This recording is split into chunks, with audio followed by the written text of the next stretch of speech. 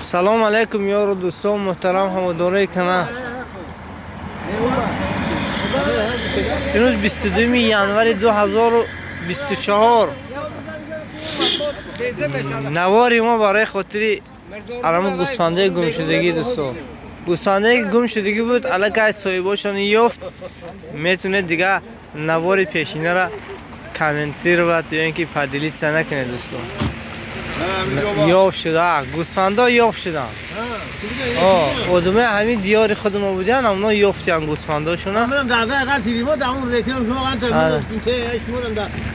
شما دوستان خدا خواهد دعای نیک کنید که انشالله مال حلال هیچ کس گم نمیشد. خدا خواهد فقط یکون جای بیجا میرده دیگه از جان خورده با سایمش انشالله برگشته می آید.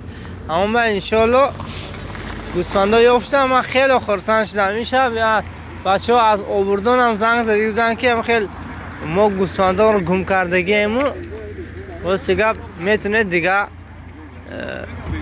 وای نکنید. گوسفندا یافت شدن.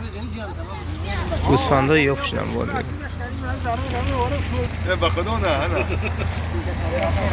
والله مرغ دیگه که درست تمام با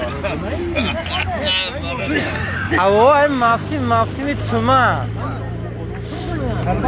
و یک چیز دیگه رو گفتم میگذارم، البته درآمدگاه دیار زیب دیار است. خیلی میبینیم گرد اطراف هم خیلی موثر خالی میکنن در نزد راه ها. التماس همین کارا رو نکنید.